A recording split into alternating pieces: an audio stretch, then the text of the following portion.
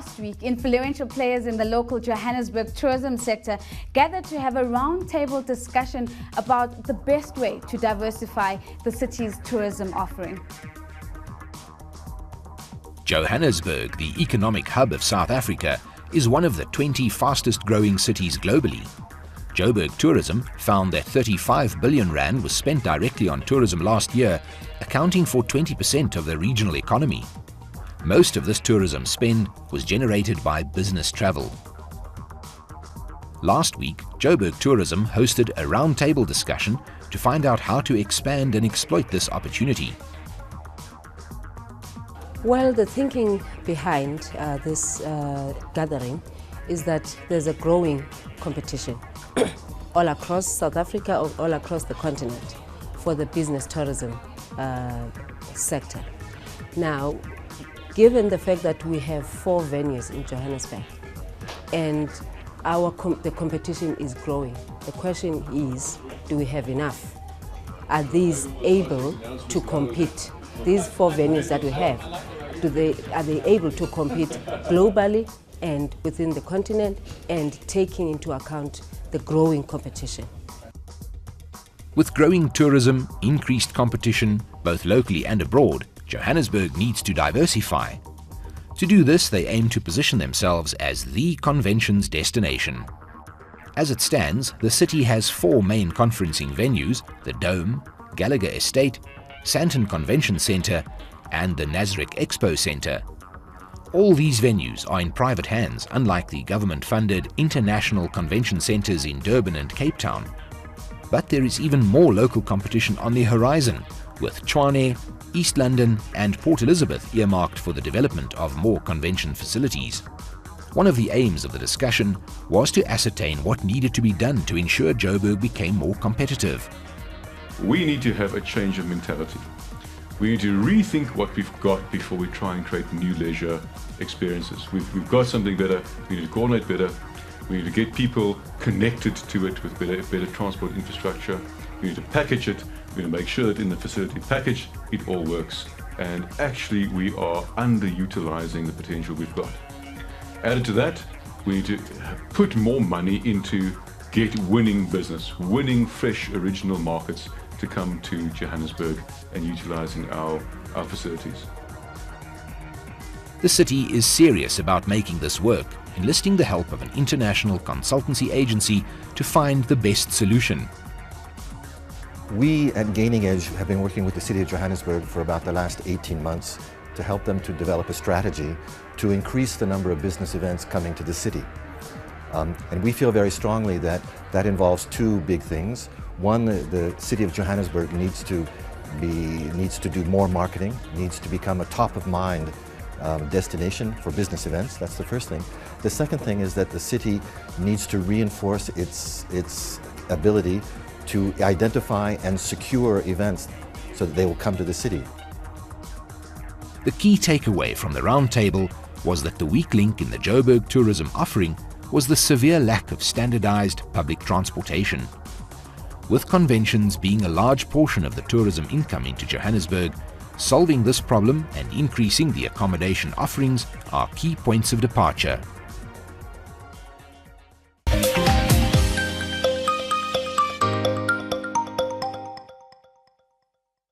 It's that time of the show where we showcase the tempting town of the week. It's no surprise that this week's tempting town is Graaff Reinet.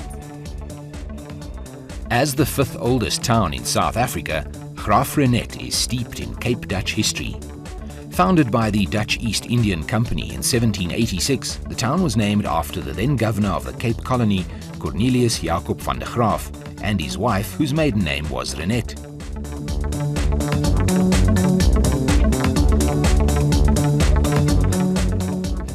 Graaff Reinet is probably the most preserved town in South Africa historically, architecturally. Dutch influence. Also interesting is that in the 1700s, Graaff Reinet declared itself independent from South Africa, from the Union, from the British. And it didn't last very long, but that pioneering spirit still remains in the town.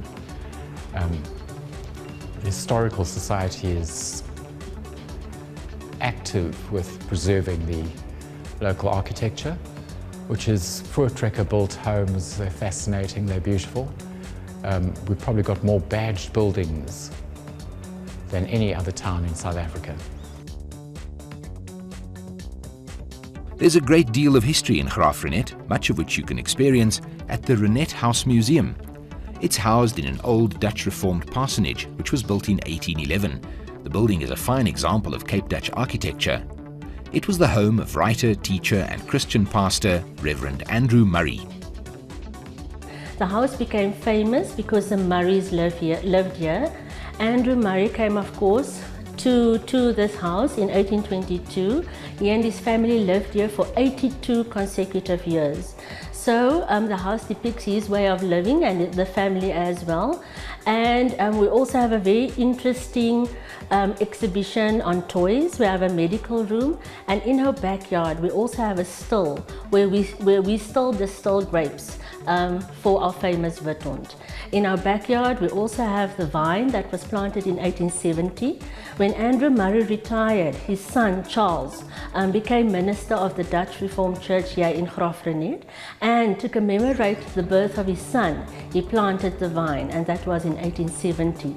It is a dessert grape, so in other words, we don't distill Witond from the vine, but it is one of the largest vines in the world, and at one stage it had a circumference of about 3 meters.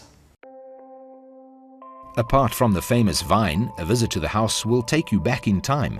You can see the original fittings, furniture and feel of Reverend Murray's home, as well as a great deal more detailing the history of the town. A real treat is the automotive offering. Here you can see the original, well-maintained vehicles which were used by the Dutch Reformed Church to travel from the Cape to Graaff Reinet. The museum is a popular visitor attraction in the area. The Graaff Reinet Museum has a very high visitor statistic.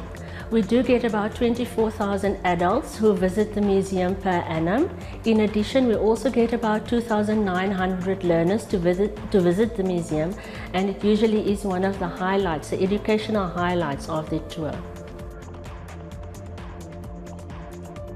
More of the town's rich history is located on Church Street, where you'll find the Hester Rupert Art Museum. It's named after the mother of billionaire philanthropist Anton Rupert. Rupert, the founder of the Rembrandt Group, was born in Graaff Reinet. When this church was about to be demolished to make way for a petrol station, Rupert intervened. He bought the property and had it converted into this art gallery.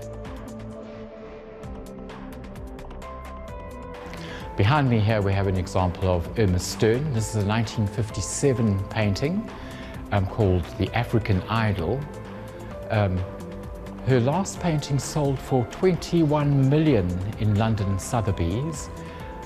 This one not her prettiest or my favorite, but she did give it to us, so thank you, Irma. Also to be found in the town of Graaff Reinet is this ode to the history of the Jewish community. In this s'mores shop, you can find a little bit of everything. Now the s'mores was, as I say, instrumental in maintaining the economy of the Karoo. What he basically did was, he did trading. It was mostly a barter. He sought for the needs of the farmer. He brought to him coffee, tea, sugar, cloth, whatever he needed on the farm, and usually in exchange for which he would get skins, hides, horns, which he would then take down to Cape Town and sell there. Why I say he was instrumental in keeping the economy of the Karoo alive was because when the farmer had a bad season, like a hunting season, he would give him credit. When he needed a bit of money, he would lend him money, of course at a good interest. There's a very famous poem by Leipold, and the name of the poem is called Mordechai, and that deals with the Jewish s'mores. A bit of a tongue-in-cheek, saying how the s'mores would come and eat with the family on a Friday night, and if they had pork, he would eat pork with them.